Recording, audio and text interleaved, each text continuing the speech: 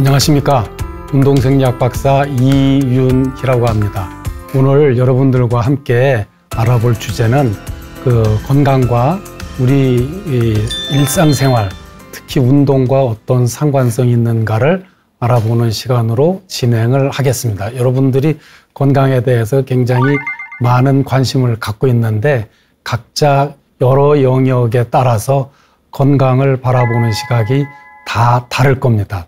다만 저희들과 같이 운동과 관계되는 건강은 여러분들 생각이랑 어떤 차이점이 있는지를 알아보겠습니다. 여러분들이 검색에서 건강에 대한 단어를 치면은 굉장히 다양한 장면들이 나올 겁니다. 첫째 보면은 색깔이 대부분 초록색이고 또 표정이 밝고 굉장히 동작이 역동적인 것을 발견할 수가 있습니다. 그런 것 자체는 우리 몸 자체가 굉장히 운동을 중요시한다라는 것을 한 번에 알아볼 수가 있습니다. 특히 아픈 거랑 건강이랑은 계속 왔다 갔다 하고 오르락 내리락 합니다. 여러분들이 경험하시다시피 매일매일도 아침 저녁으로도 몸 상태가 다른 것을 경험하실 수 있습니다. 특히 연세가 많으신 분들은 자기 10대 때, 20대 때, 30대 때 어떻게 변화해 왔는지를 알 수가 있을 겁니다. 운동 쪽에서는 일반 사람들을 조금 더 강하게 만드는 것이 주 목적입니다. 의사분들은 아프신 분들을 아프지 않게만 하게 하면 되지만 저희들은 일반 사람들을 평상시보다 더 강하게 만드는 것이 저희들이 하는 일이고 그것을 확인을 시켜 드리겠습니다. 그래서 이 질병과 건강이라는 것은 이렇게 변화를 가져오는데 변화를 가져오는 요인이 무엇인지를 알아보면 첫째 우리가 건강과 질병이 왔다 갔다 하면서 추구하는 것은 크게 보면 두 가지입니다. 옛날 시대와 달리 지금 시대에서는 어떻게 하면 덜 늙을까? 안 늙는 방법을 찾아가는 겁니다. 거기에는 어떻게 먹고 생활하고 그런 것들을 여러분들이 상식적으로 접근을 하실 수 있습니다. 또 하나는 평균 수명이 길어지면서 여러분들이 잘 알고 계시는 대사증후군을 어떻게 예방하고 또 그런 것에 따라서 질환이나 질병이 발생되면 어떻게 치료하고 또 자기의 수명까지 원만하게 관리를 하는 것이 주 과제이기도 합니다. 그래서 정리를 하자면 항노화, 어떻게 덜 늙게 할 건가. 두 번째는 대사질환 증후군을 어떻게 관리할 건가시 두 가지가 큰 주제입니다. 그래서 최근에 연구 자료를 보면 우리가 늙어가는 과정이 이 일생 동안에 여러 번 변화를 겪습니다. 쉽게 말씀드리면 우리 여러분들이 자기의 띠가 있을 겁니다. 12년마다 들어오는 띠가 있는데 보통은 엄마 뱃속에서 태어나서 12살까지는 무럭무럭 자라납니다. 그래서 12살, 13살쯤 되면은 남자는 남자답게 조금 더 체격이 커지고 목소리도 변하고 그렇게 됩니다. 또한 여자는 여성답게 급속하게 변화가 됩니다. 육체적인 성장과 함께 정신적인 약간의 갈등 시기도 오는 것이 12살에서 두 번째 띠가 들어오는 24살까지입니다.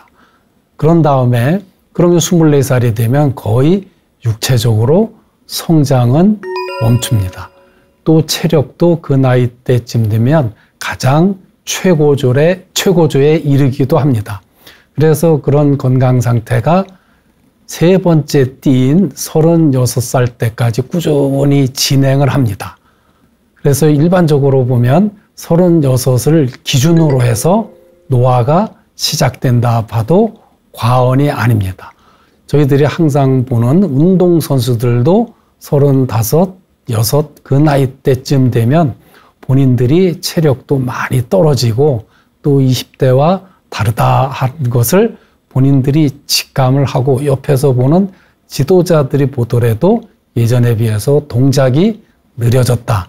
또 대표적인 것이 그 시력이 떨어지면서 동체 시력도 현저히 떨어지는 나이가 35, 6, 7 그 정도입니다.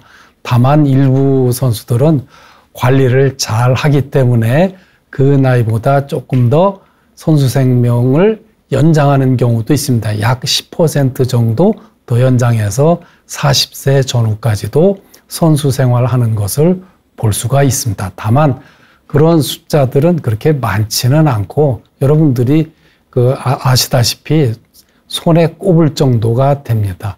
그렇게 된 것은 예전에 비해서 그 관리도 잘하고 먹는 것, 섭생이 굉장히 좋아졌고 또 옆에서 지원하는 그 지원자들이 많이 도와주기 때문에 거기까지 진행을 한 겁니다. 그래서 그 늙는 것이 노화가 35, 6살 자기 띠 3번째부터 시작된다라는 것이 노화의 그 그래프 중에 제일 먼저 나오는 지점입니다. 그런 것들이 꾸준히 진행되다가 4번째 띠가 들어오는 48, 9, 50살 이 정도 되면은 남자든 여자든 그 성 호르몬이 급격히 줄면서 남성은 근육이 줄어들기 시작하고 모든 능력이 서서히 쇠퇴를 합니다. 여성의 경우에는 그 나이쯤 되면은 하나님께서 이세 생산을 멈추어라라고 하는 신호가 주어집니다. 여러분들이 알고 있는 폐경이란 그런 시기가 4번째 띠쯤 돌아옵니다. 그러면 그때쯤에서 노화가 조금 더 속도가 빨라집니다. 그 속도가 언제까지 가느냐 하면 한 60 정도까지 갑니다. 그러면 우리가 일반적으로 보면 5번째 띠가 들어오는 60을 해갑이라고 하는데 이 60 갑자가 현대 과학으로 봐도 굉장히 합리적인 것이 여러분들 60 전후에 이미 연세가 들으신 분들은 급격하게 체력이 떨어지셨다는 것을 경험하실 겁니다. 그래서 예전에 저희들 요새와는 다르지만은 우리 시골에서는 회갑 넘으면 내일 죽어도 호상이다라는 그런 농담 같은 현실도 있었습니다. 그렇지만은 지금은 그거보다 훨씬 더 장수를 하게 되죠. 그래서 5번째 띠가 돌아오면은 그 체력이 언제까지 가느냐? 적어도 6번째 띠인 72세, 3세까지는 완만하게 갑니다. 그렇지만 그 72, 3세를 넘어가면 그때부터는 사실 노화 속도가 자기가 감당하지 어려울 정도로 빠르게 진행됩니다.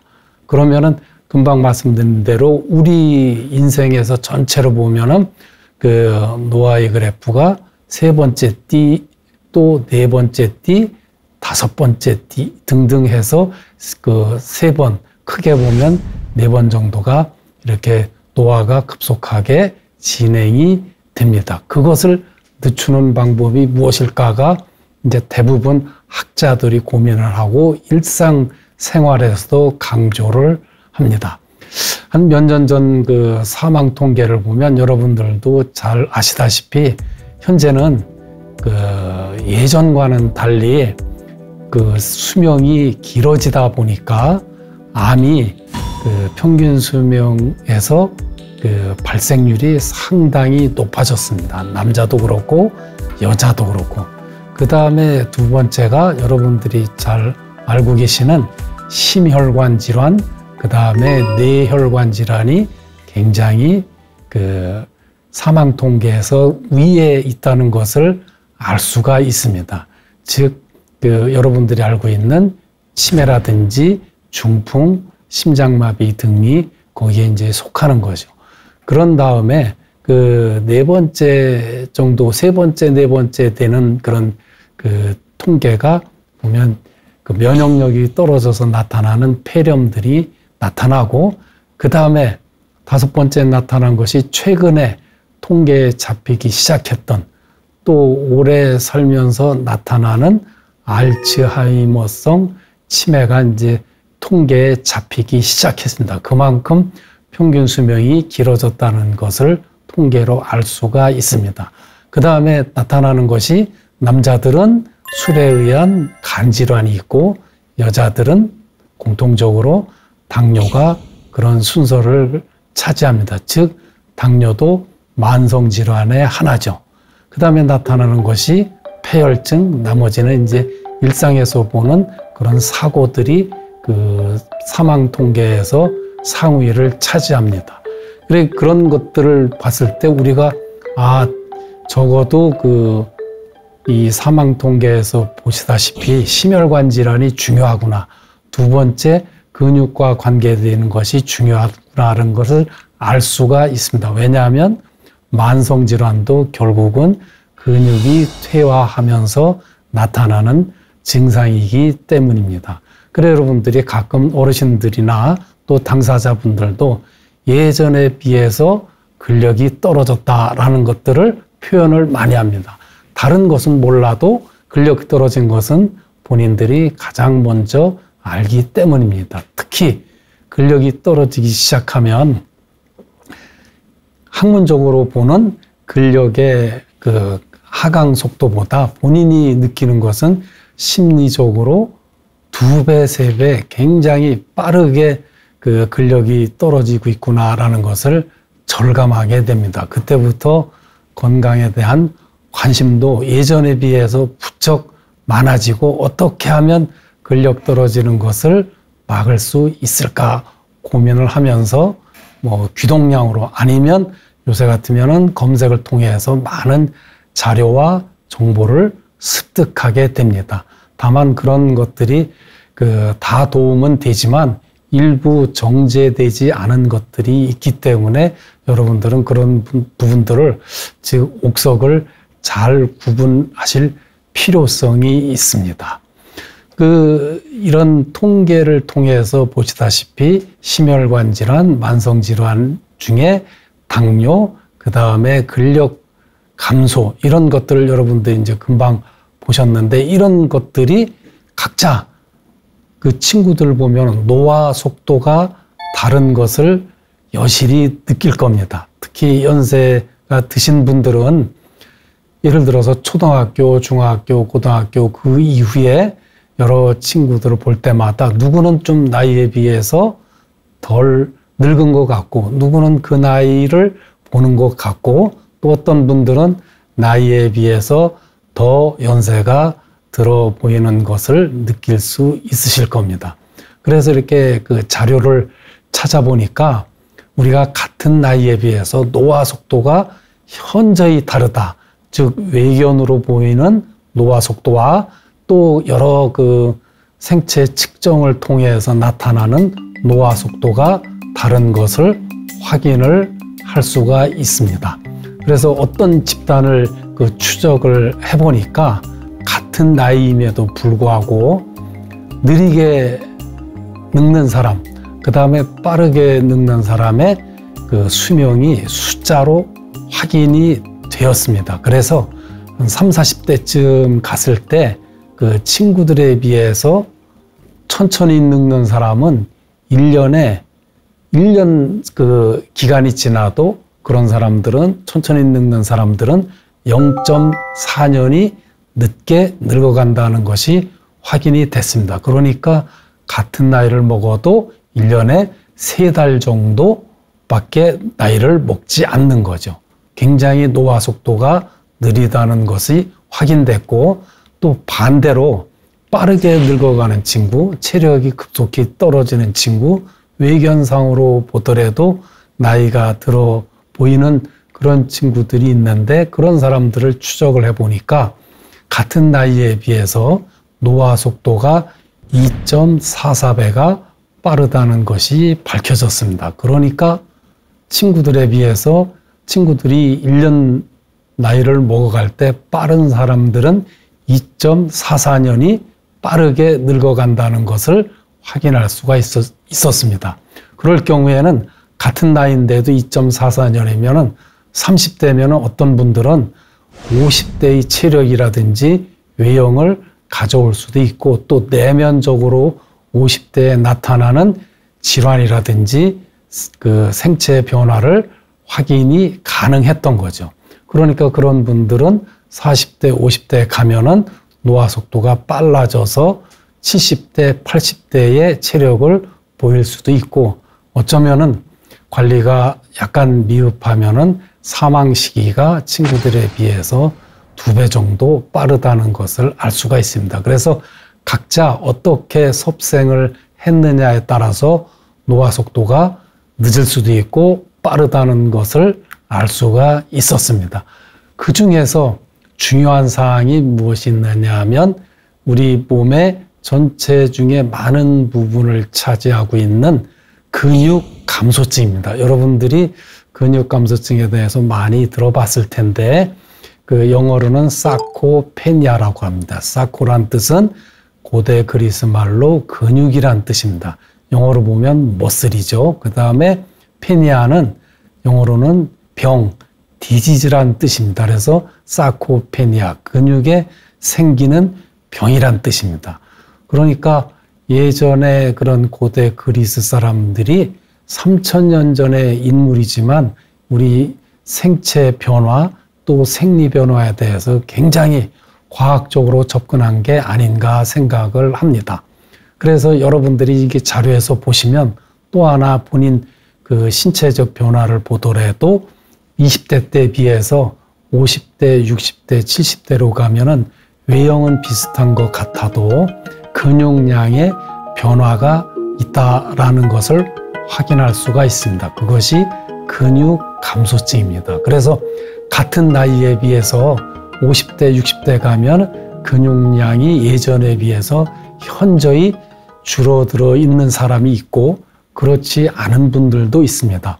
그럼 그렇지 않은 사람과 노화 속도가 빠른 사람과는 어떤 차이가 있느냐 하면 그 근육 자체에서 근육이 없어지는 겁니다. 즉 어떤 근육이 없어지느냐 눈에 보이지는 않지만 없어지는 것이 확인이 됩니다. 그에 앞서서 근육이 하는 기능이 있습니다. 그러면 크게 보면은 제일 먼저 근육이 하는 기능이 이동입니다. 여러분들 다리를 이용해서 전후 좌우 이동을 하게 되고 또한 그 빠르게 달리거나 천천히 달리거나 하는 운동과 관계되는 이동이 다리가 하는 일, 즉 근육이 하는 일입니다. 그래서 근육량이 많고 빠르면 그 상대적으로 운동선수들의 기능도 굉장히 그 활발하게 이루어지고 또 이동에서도 유리하게 되죠. 그래서 예를 들면 선사시대나 구석기, 신석기 시대로 오면서 나보다 강한 사람이 있으면 공격을 했고 나보다 좀 약한 사람이 있으면 공격을 했고 강한 상대가 나타나면 도망을 했죠. 즉 회피 동작을 하게 했습니다. 그것이 곧 다리가 하게 된 근본적인 이유이기도 하고 다리가 발달된 그 변화, 즉 진화의 산물이기도 합니다. 그래서 다리가 굵고 길고 튼튼한 사람들이 비교적 체력도 좋고 나중에 통계를 보면 수명도 길고 또 건강한 인생을 살게 된 것이 그 다리의 기능 중에 하나입니다. 두 번째는 호흡입니다. 우리가 숨을 쉬는 것, 큰 숨을 쉬고 약한 숨을 쉬고 하는 것도 이 폐를 수축시켰다 이완시키는 것이 근육이 하는 일입니다. 그래서 나중에 그 노화가 되면 숨 쉬는 것도 힘들다라는 것을 경험하신 분들도 있을 텐데 즉 폐를 움직이는 근육이 퇴화되기 때문에 숨을 크게도 못 쉬고 작게 또 횟수를 많이 쉬는 그런 경우를 볼 수가 있습니다. 그래서 근육이 하는 기능이 두 번째가 호흡이고요. 세 번째는 자세입니다. 여러분들 연세가 갈수록 허리가 앞으로 이렇게 숙여지는 것을 보거나 경험하시거나 그럴 겁니다. 즉 우리 허리를 잡고 있는 근육이 서서히 퇴화하면서 근육량이 줄어들면서 허리뼈를 제대로 잡고 있을 힘이 떨어지기 때문에 서서히 허리가 구부러지고 상체가 앞으로 이렇게 떨어지는 것을 보실 수가 있고, 또 그러다가 결국에는 스스로 유지를 하지 못하면 지팡이를 짚거나 요새 같으면은 유모차에 의지하는 경우도 종종 있습니다. 그래서 근육이 하는 일이 그런 자세를 잡는 일입니다. 특히 스포츠에서는 여러분들 그런 연기를 하는 스포츠, 여러분들이 알고 있는 체조라든지 또 피겨 등등도 다 근육이 자세를 어떻게 잡느냐, 그것을 우열을 가리는 종목이기도 합니다. 그래서 근육에서 세 번째 하는 일이 자세고, 네 번째가 중요한 겁니다. 체온을 생성하는 일입니다. 여러분들 추울 수도 있고 더울 수도 있고 아닐 수도 있는데 이 세 가지를 유지하는 것이 근육이 하는 일입니다. 그래서 근육이 굵고 튼튼하면은 체온을 잘 만들어내고, 그렇지 않으면 체온 생성이 남들보다 떨어집니다. 즉 우리 체온은 크게 보면은 근육에서 에너지를 만들어내고, 두 번째 심장이 혈액을 순환시켜주고, 또 순환되는 혈액은 혈관을 통해서 손끝, 발끝까지 전달이 됩니다. 그래서 이 근육이 하는 일 중에 중요한 것이 체온 생성, 그 다음에 심장 근육은 우리 온몸 구석구석까지 밀어주는 그런 일들을 하는 것이 근육이 하는 일입니다. 그래서 근육이 하는 일은 이동, 호흡, 자세, 체온 생성이 중요한 네 가지 기능입니다. 그런데 이런 근육들이 어떻게 하면은 굵어지고 튼튼해지느냐, 어떻게 하면 약해지고 가늘어지느냐, 즉 근육 감소와 관계되는 거죠. 한쪽으로는 근육이 증대되는 방향이 있고, 한쪽은 근육이 감소되는 방향이 있습니다. 그래서 근육이 증대되는, 발달하는, 생성되는 것을 우리가 근육 발달이다, 또 근육 비대라 하는데, 이 근육 비대나 근육 발달은 크게 보면은 강제로 중량을 통해서 운동을 시키면은 근육은 그런 강제로 부하를 줬을 때 반응을 시작을 합니다. 그것을 우리가 일반적으로 봤을 때 근력 향상, 근육 발달, 또 최근에 여러분들이 잘 볼 수 있는 피트니스 클럽, 헬스 클럽에서 볼 수 있는 그런 중량에 의해서 강제로 반복하는 운동을 통해서 근육을 발달시킬 수가 있습니다. 또한 두 번째는 그런 일방적으로 운동만 해서 근육이 잘 발달할 수도 있지만, 거기에는 근육의 구성물질인 단백질을 잘 공급을 함으로써 운동한 것이 효과가 극대화되는 그런 두 가지가 잘 조화가 돼야지 근육이 발달됩니다. 또 근육과 발달되는 거와는 반대로 근육이 감소된다, 기능이 떨어진다라는 항목들이 있습니다. 첫째는 어떤 부분이 있느냐 하면 활동을 하지 않는다, 즉 움직이지 않는다라는 것들이죠. 운동을 하지 않는 것과 일맥상통하는 경향이 있습니다. 그래서 여러분들 잘 보시면은 병상에 있을 때 누워 계시면 근육이 어땠는지를 경험하신 분들은 잘 아실 겁니다. 그래서 가만히 누워 있으면 다리에 자극이 전혀 없습니다. 그렇게 되면은 다리 근육은 서서히 축소를 하고 감퇴를 하고 기능이 떨어집니다. 즉 근육량이 줄어드는 거죠. 그런 것들이 근육 감소증의 원인 중에 하나죠. 운동을 하지 않는다, 활동을 하지 않는다라는 겁니다. 두 번째는 어떤 질환이라든지 질병에 의해서 근육이 퇴화하는 경우입니다. 여러분들이 잘 알고 있는 것 중에 루 게릭병이라는 것을 들어보셨을 겁니다.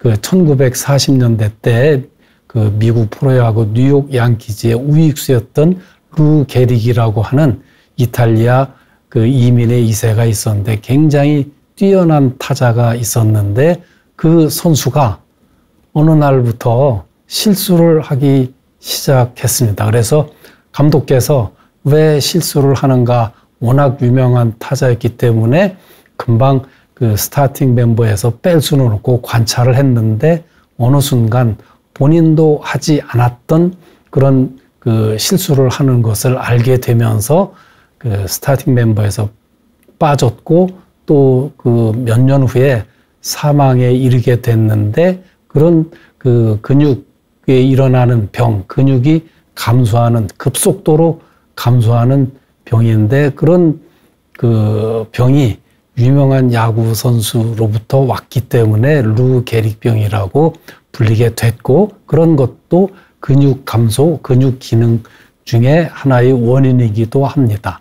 또 세 번째는 그 먹는 것이 제대로 잘 조화가 되지 않을 때 첫째는 음식량이 줄어들 수도 있고 또 두 번째는 줄어든 음식량에 단백질이 잘 구성이 되지 않았을 때도 근육은 줄어들기 시작합니다. 그래서 여러분들이 그 단백질이 무엇인지는 뭐 많이 들으셨겠지만 눈에 보이는 것은 육고기, 생선, 달걀, 홍어의 주성분인 단백질 섭취가 부족했을 때도 근육이 줄어들기 시작합니다. 그렇지만은 그런 것들이 젊을 때는 잘 알지를 못해도 나이가 40 중후반 아까 말씀드린 대로 자기 띠가 네 번째쯤 돌아왔을 때는 그런 것들이 급속도로 일어난 것들을 경험하실 수도 있고 또 생화학인자로서도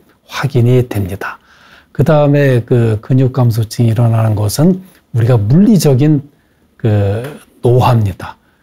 대부분 그 물리적인 노화 중에 여러분들이 아까 제가 설명드린 대로 세 번째 띠인 36 그 나이가 되면은 우리 몸에 잘 조절을 해주는 여러 가지 그 호르몬들이 서서히 분비량이 떨어지기 시작합니다. 그 중에서 대표적인 것이 우리 몸을 컨디션을 좋게 해주고 매일매일 일상을 유지시켜주는 뇌에서 분비되는 그 성장 호르몬이 있는데 성장 호르몬이 대부분 그 나이 때쯤부터 서서히 감소를 하게 됩니다.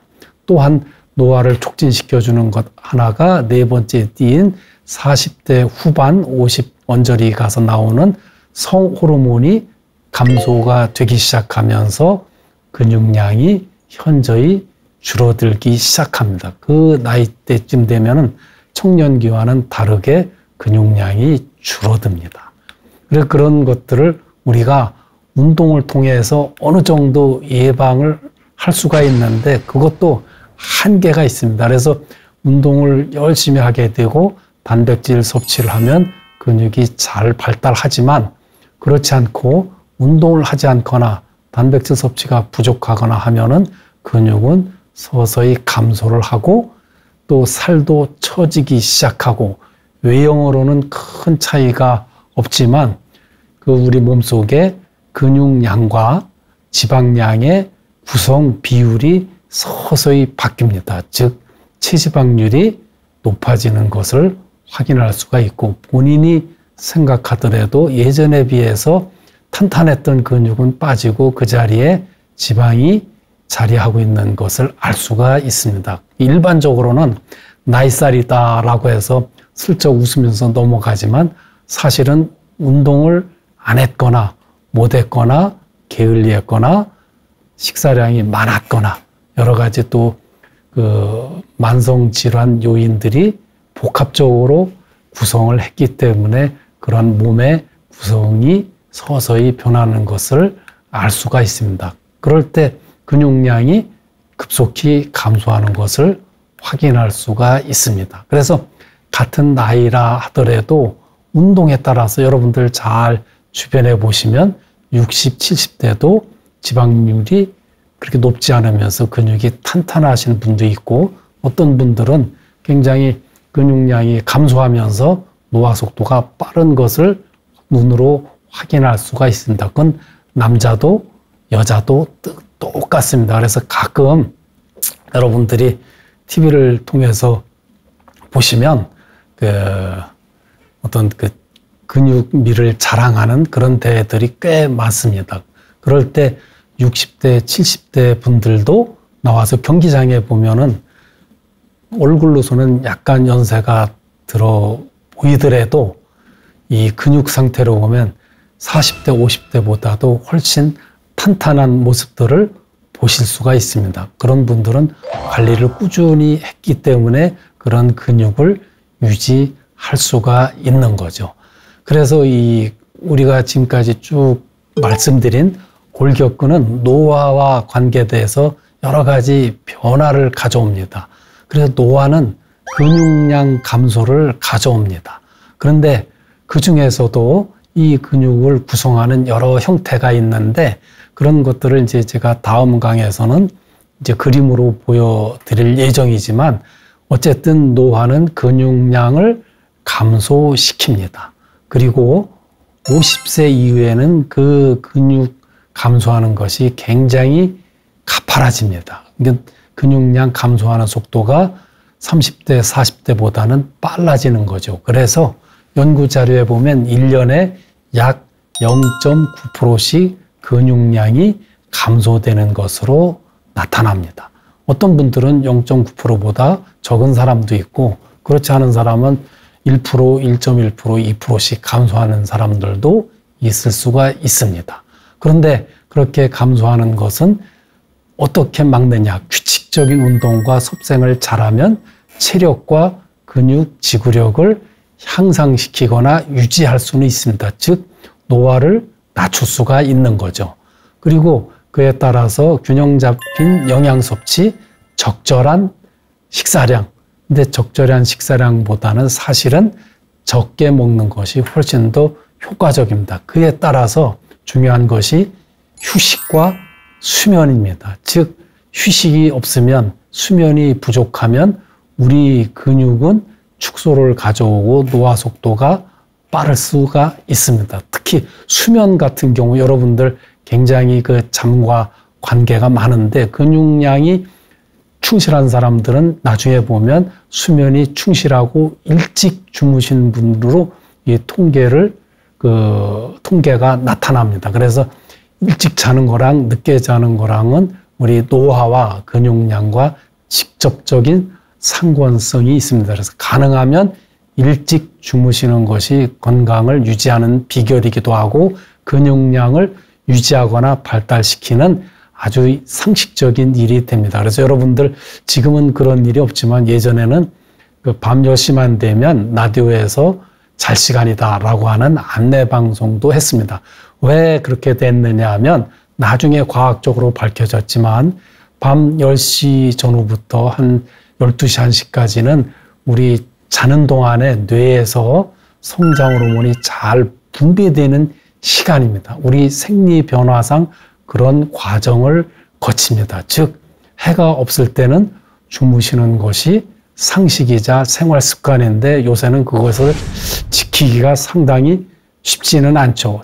대표적인 이유는 그 전기의 발명입니다. 전기 때문에 화나기 때문에 잠을 안 자거나 못 자는 경우가 생기는 거죠. 그래서 가능하면 해 넘어가면 잔다라는 생각을 가지고 있으면 가장 현명하다 생각이 됩니다. 근데 현재 그 생활상 그렇게 일찍 주무실 수는 없다 하더라도 가능하면 일찍 자야겠다라는 생각을 가지시기 바랍니다. 또한 노화와 관련해서 근육량은 손실을 완전하게 예방할 수는 없습니다. 다만 속도를 늦출 수는 있습니다.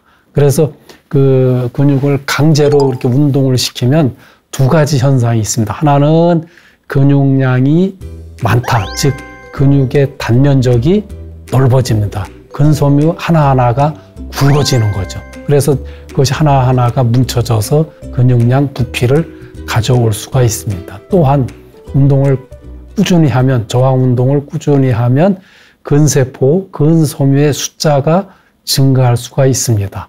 그러면 이 두 가지, 하나는 근섬유 하나하나가 굵어지는 거, 또 하나는 근섬유 수가 늘어나는 거, 이 두 가지가 잘 조화가 되면 근육 자체가 굵어지는 것, 외관으로도 느낄 수가 있습니다. 가장 느낄 수 있는 것, 눈으로 확인되는 것이 우리 몸을 구성하는 근육 중에 굵은 부분, 다리, 가슴, 등, 팔, 이 네 가지 부위는 누가 봐도, 눈으로 봐도 아, 근육이 잘 발달됐구나 하는 것을 알 수가 있습니다.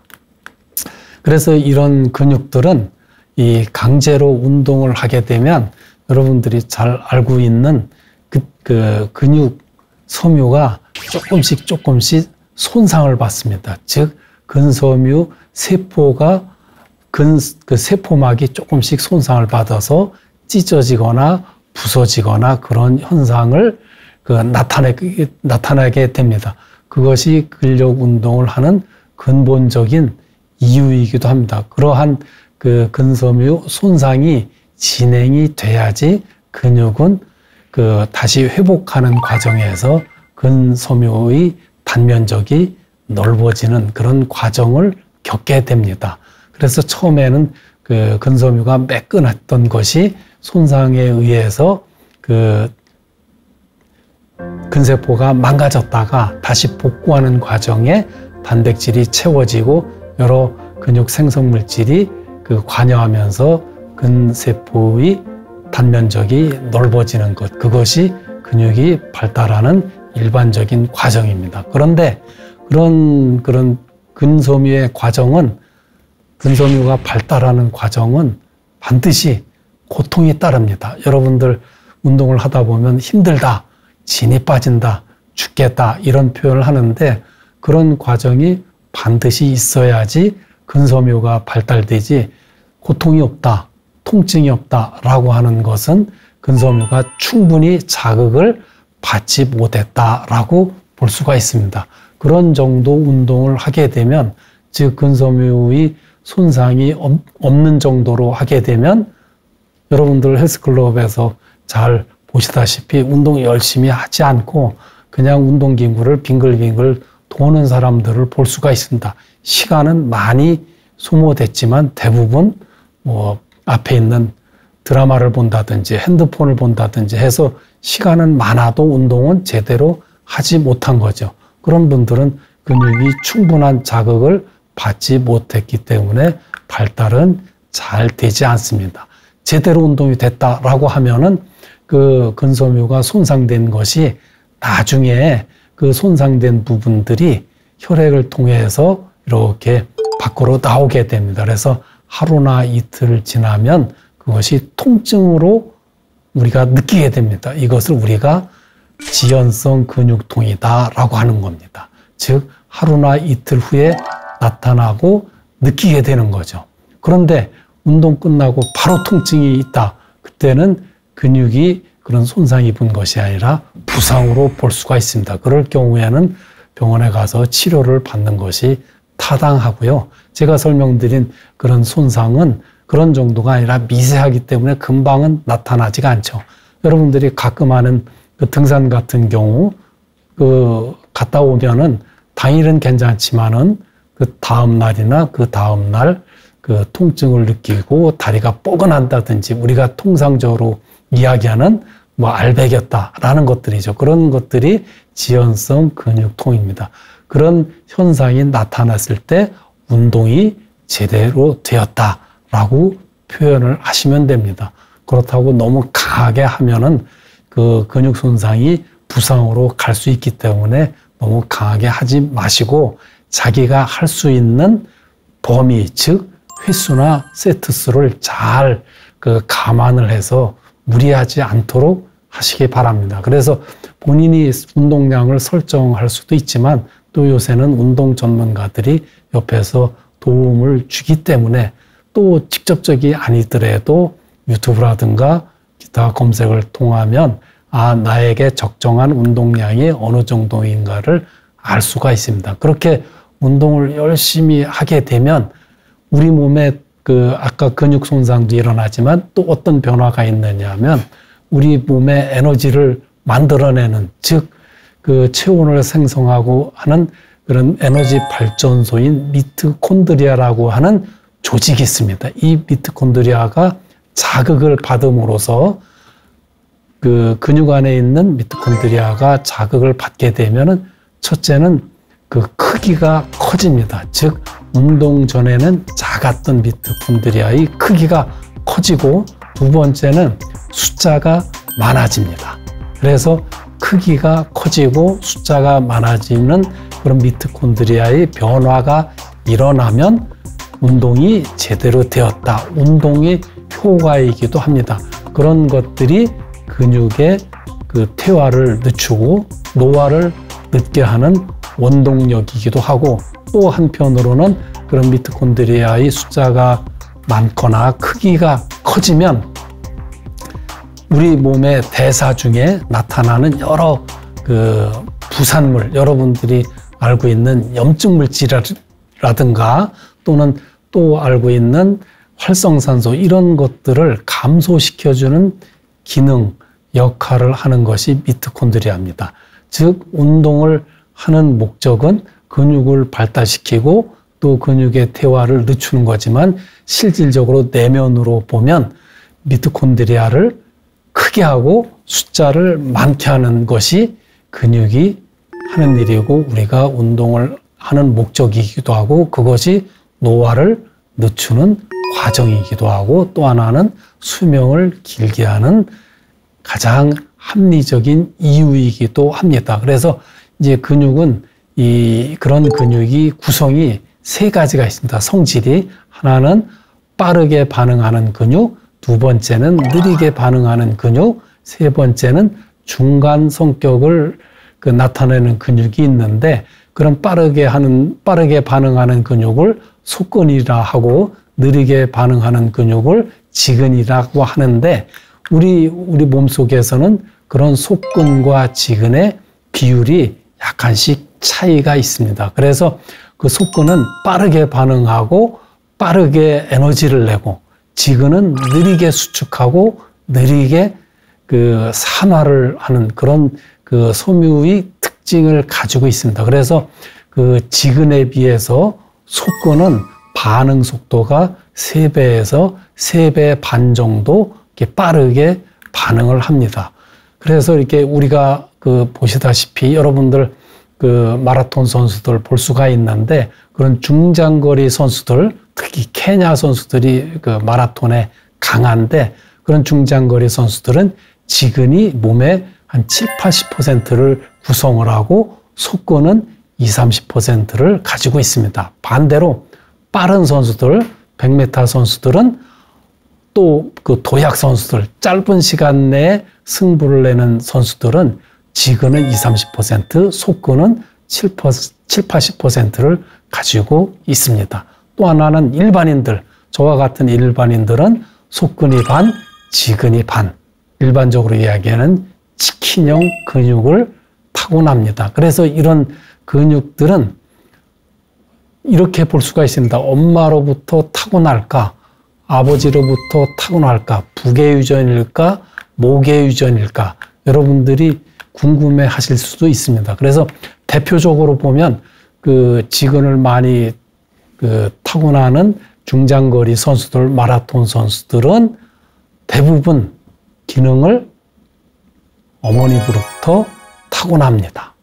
왜 그러냐 하면 그런 지근에 많이 들어있는 금방 설명드렸던 미토콘드리아로부터 그런 오랜 시간 에너지를 만들어내는 과정을 유지하는 것이 미토콘드리아가 하는 일이고, 또 미토콘드리아는 지방을 에너지로 잘 사용을 시켜서, 즉 산화를 시켜서 에너지를 만들어내는데, 그런 미토콘드리아는 주로 거의 100%에 가깝게 모계 유전입니다. 어머니로부터 타고난다 보시면 됩니다.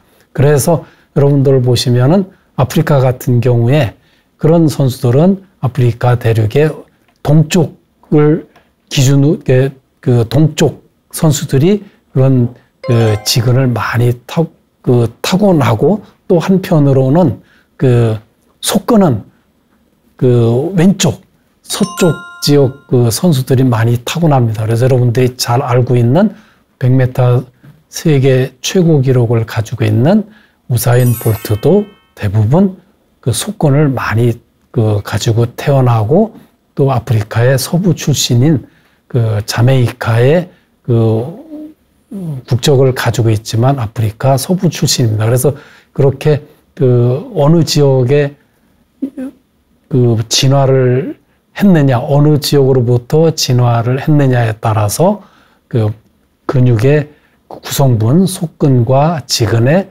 그런 구성분도 다르고 그런 것들은 대부분 어머니로부터 타고난다 보시면 됩니다. 그래서 그런 것들이 우리 노화와 굉장히 직접적인 관계가 있습니다. 그래서 그 다음 시간에는 그런 노화와 그 근육의 구성 비율이 어떤 차이가 있는가를 알아보는 시간으로 그 진행을 하겠습니다.